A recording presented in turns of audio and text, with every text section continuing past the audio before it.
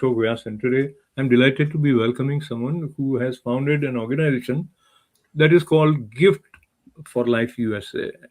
While we are speaking, that is also a gift of life. While we have this ability to speak and listen to someone and understand, that is a great gift. And many times, what we have, we do not appreciate that.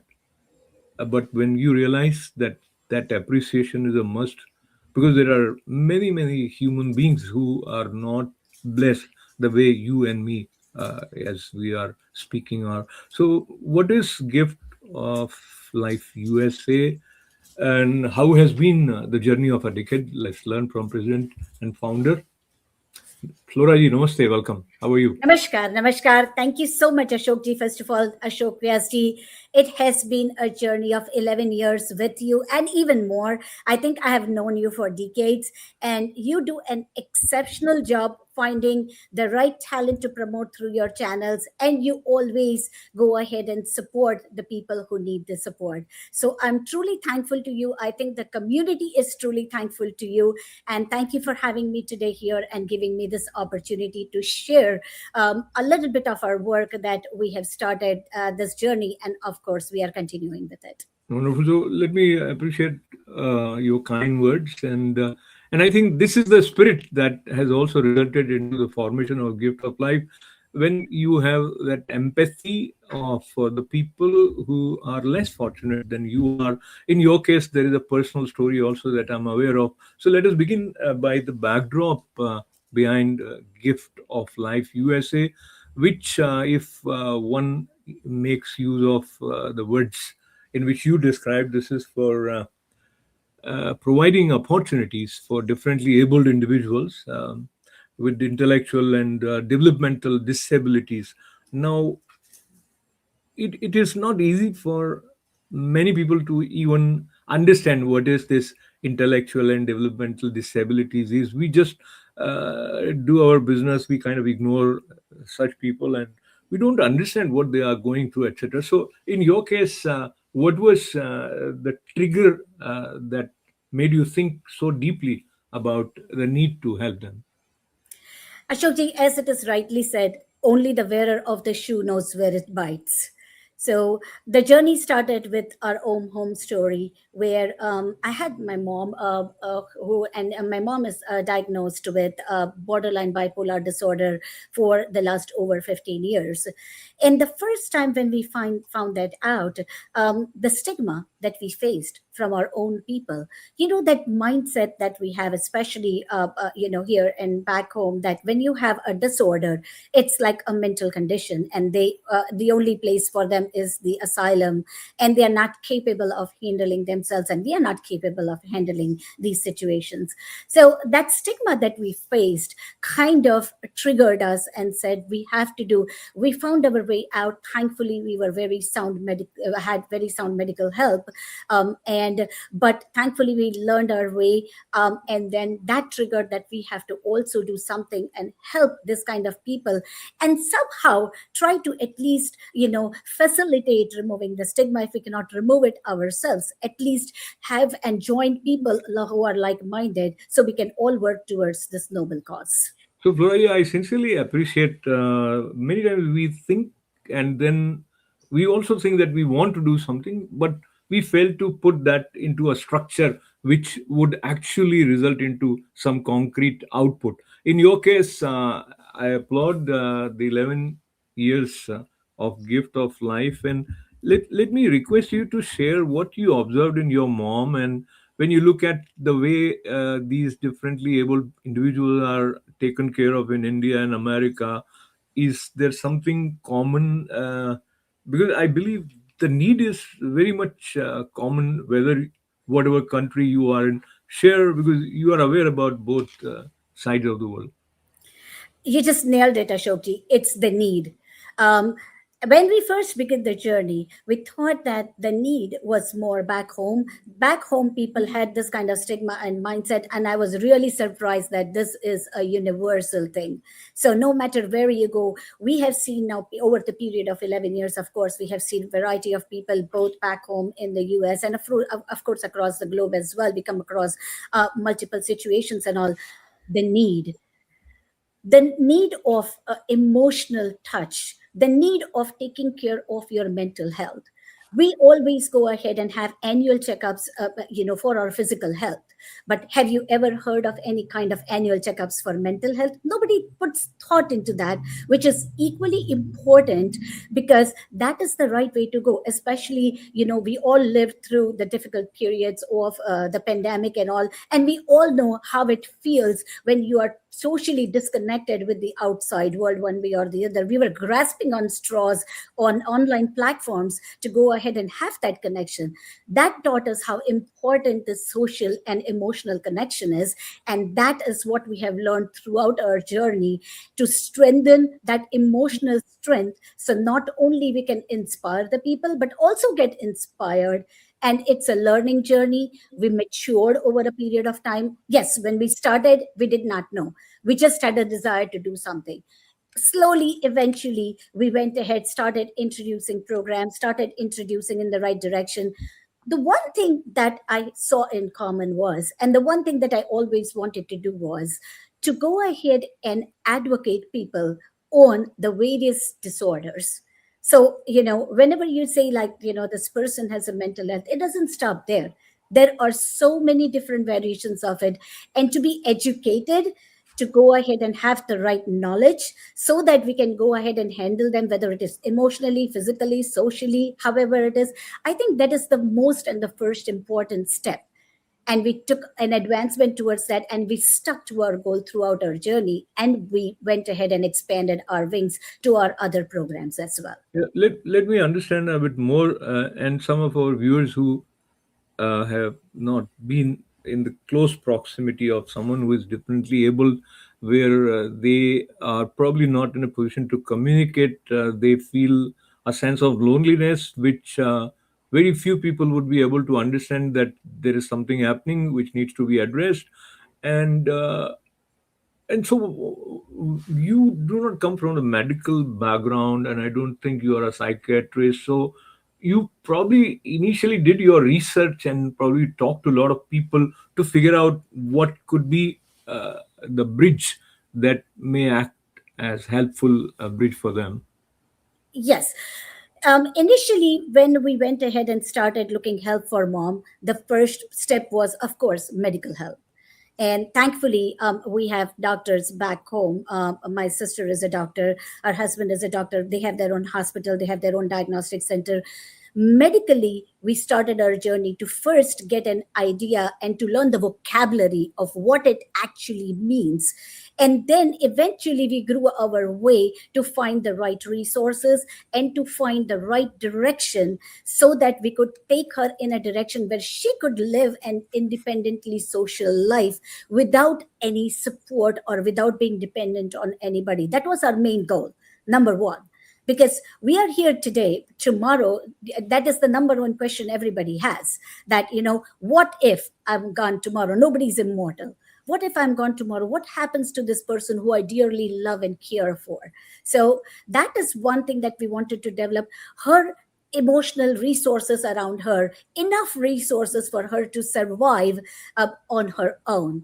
And in that direction, we learned our journey along the way. And, there is a way for everything. You have to have the right diagnosis. Do not be afraid. Get the right diagnosis, get the right medication, get the right path. And yes, the most important is be with them. That social connection does wonders. You won't believe, Ashokji, throughout the pandemic, when we were socially disconnected, the most important assignment that we had for ourselves was to help these people, who are differently abled, go ahead and overcome the all of a sudden change in their lives. We all felt the change. How difficult it was for us to kind of live that period. So imagine a person who's differently able, how difficult would it for them? They cannot even express themselves. We learned our way, we found our way through the right programs. Yes, you don't need to be a psychiatrist, you just need to have the right mindset. But you do need psychiatrists around you, you do need medical help around you, you do need the right guidance around you, so you don't derail yourself and you don't go the wrong path. So there is an upcoming event where you would be connecting with the community members, uh, increasing their awareness about gift of life. And also, I have been fortunate to be present in some of these events where you also promote talent of mentally challenged individuals, and listening to them is also inspiring for anybody and everybody. So, talk to me about how was it for you to identify, to connect with these people who in America are pillar of strength or source of inspiration for many people, having overcome their shortcoming, so to say. Yeah.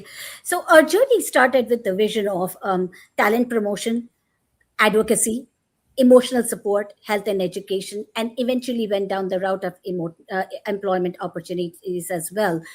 Our most important goal was to bring these people and their families in their life light, have them share their stories. The format of our program has always been our beneficiaries. They come to the gala, they share their own personal story. They don't take you through PowerPoint slides or anything. That is their own personal story that they share with you and with the audience.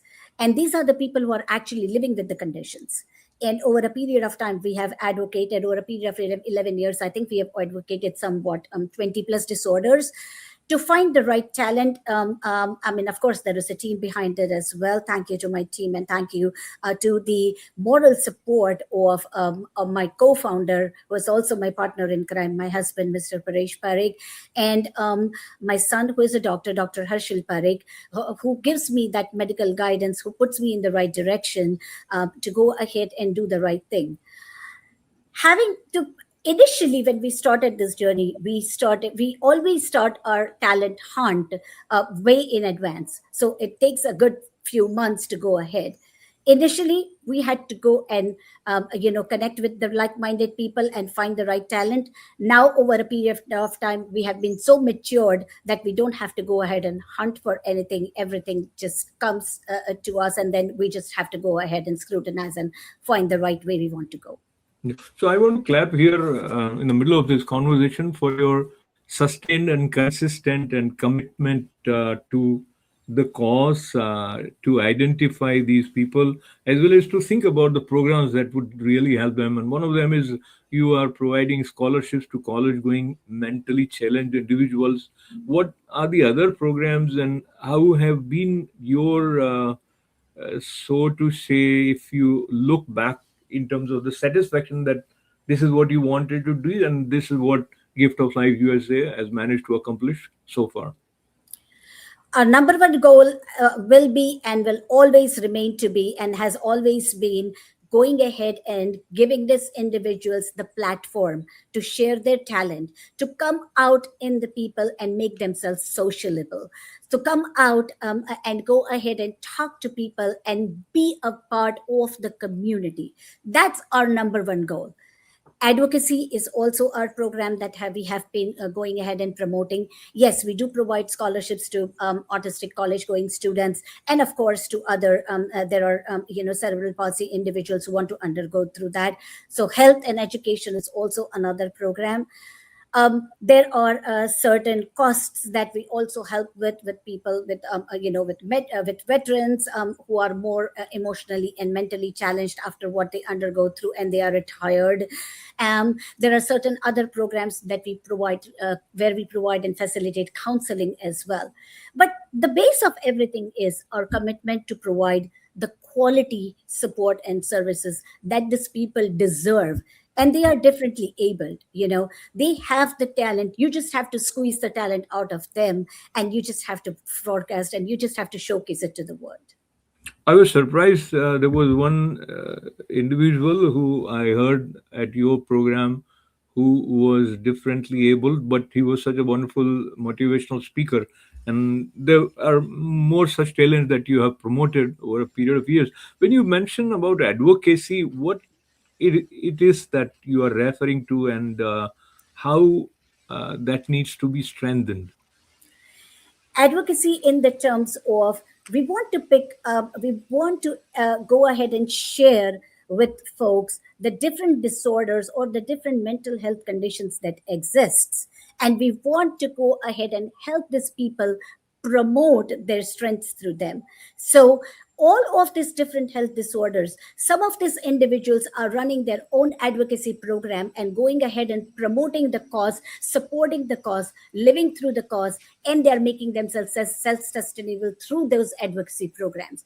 And that is one of the programs we not only advocate, but we also support, and we create, help them create advocacy groups so they can expand and, learn from the learner. So, people can get inspired from them, and that way they can spread the wisdom, and spread the right knowledge. So, when you are working towards supporting them, I think whether you call it advocacy or whatever, family members or people who have someone like that in their family, or among friends circle, etc. So I, I believe you are also addressing the approach that these people should have, and sometimes they feel lost. So if there is a group where they can share that they are not alone and this is the way, and I think that overall community building around this focus is also a great help. Share your experience of having interacted with people who felt relieved after having heard your experience, or people who know how to deal with this. There is only one statement that we start with when we begin the conversation. If you do not know where to go, start with us. If we cannot help you, we know the right resources we can hook you up with who can help you. We can point you in the right direction. And that conversation, and as and how you maintain that level of privacy, you maintain that level of confidence, and you'll be very surprised. The most important factor here is time. You take the time to even talk to somebody for 10 minutes and just listen to them, just listen to them without interrupting, just let them speak their heart out. That in itself is a therapy, and that has helped build the confidence as well. Yes, we have dealt with families where some people of the family do support the mentally challenged conditions that they have inside the family, whereas the immediate supporting partner is not in favor of supporting and is not very supportive, and there are own internal challenges. They are not only battling with the challenged individuals, but they are battling with their own people who are creating it more difficult for them, rather than being supportive to them, and rather being supportive for their cause. So giving a shoulder to them, directing them and giving them the right resources, and of course vitamin M, of course giving them the wherever possible, giving the financial help, like us, whether it is a scholarship or counseling services, covering part of some of their camps, covering whatever that means, even giving them the time, and giving them the resources that they need to go ahead and express their concerns and desires and share their feelings. That has helped us grow a very long way, and the trust that has developed has been, thankfully, knock on wood, has been growing and growing and growing, and that gives us more strength, and the feeling that yes, we are doing something right. It gives us more desire to do even more good. I think when people see that the whole Parekh family family is also involved with such deep commitment, and then you are also a constant learner. So you did a course on mental health first aid USA. What was the need, and what did you learn from this National Council for Mental Well-being? So there is always a desire for you to be like educated with the right terms and from the right people and from the right guidance. This is a wonderful program that is run by the Nassau County, and they have very great. They have a great curriculum. I believe everybody who is not in need of it should definitely go through it. It helps you give that, for just like how we are educated in giving first aid services, right, to anybody. Like you fall down a bike or something like that, you hurt yourself, and you have a stroke, you need a first aid. This is the same exact thing. You know what to do very first hand if somebody is on the road, you see, and is having a seizure, or is having that kind of a condition, or is not behaving the right way, right? So this kind of courses give you the right way and a structured approach to go ahead and approach yourself, so you're not doing anything wrong. So, talking about the financial side of it, in order to take care, there are multiple ways, and of course, based on what kind of need is, and I believe probably medical insurance also takes care of few things. I don't know overall, but when you are connecting people, working towards having inclusive culture, you're also approaching some corporate. For corporate funding and grants, etc. We are in the middle of a very volatile period where a lot of programs are not as vibrant as they used to be. How do you see it has impacted this particular group of people? In whenever there is a cause, of course, the financial sustainability is extremely important. So we base our programs based on the financial health of the organization, and eventually we have grown to a point. We started with our own internal network, internal funding. Of course, when you start an organization, is always you don't jump to corporate and state funding. But the one thing I like to tell you is we start where all of your other benefits, your medical benefits, your state benefits, your other benefits for this individual stop. So there are things that are not covered, or there are things that they find it difficult to cover, or there are things that are more expensive that they have to cover. And that's where we come into the picture. And eventually, starting with our own internal network and internal funding, we now have grown to a level where we have started tapping, and we have been successful, receiving corporate grants, and going in that direction as well. Our multi-tiered approach, I would say, gives us a good financial stability and health to sustain our programs. We don't make like those jumps. We don't want to go like grow overnight. We want to sustain. Our goal is to sustain first, and then eventually grow step by step by step.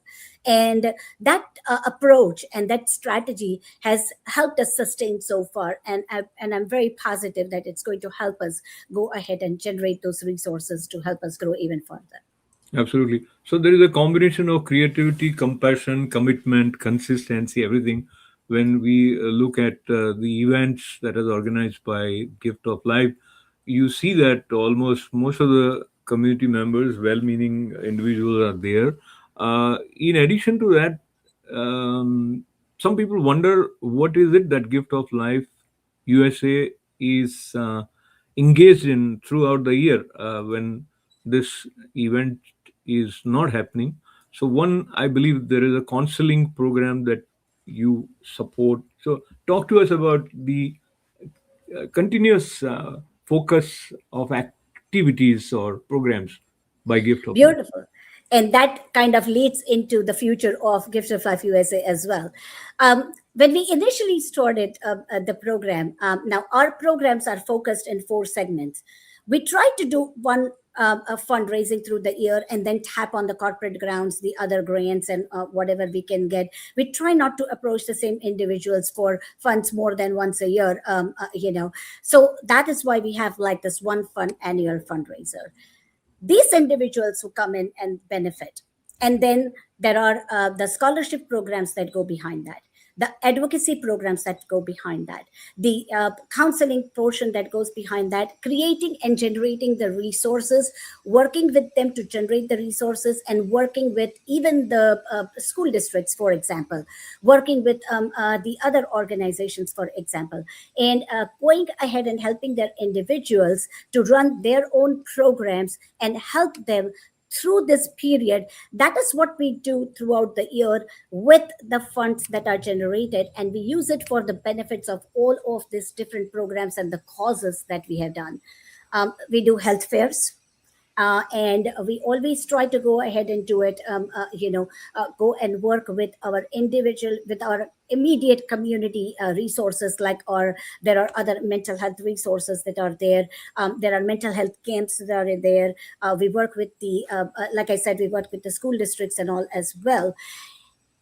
When we work with them in the background, especially the level of when you have a resource whether it is resource creation or resource pointing or using the resources or counseling, there is a little bit of a privacy level. So those cannot be publicized. And that you have to maintain under the covers, but you will see us throughout the year, like doing and participating in the health fairs, and you will see us throughout the year working with some of the schoolgirls. And in fact, we did a project where we did some coding training for girls of our school district, of our Suffolk County School District, and we went ahead and helped them go to like a corporate office so they can get a feel, and these are all mentally challenged individuals, and they could get a feel of how a corporate office looks like, and that in themselves gives a blessing. Wonderful. We also, I think, yeah, we, yeah, yeah.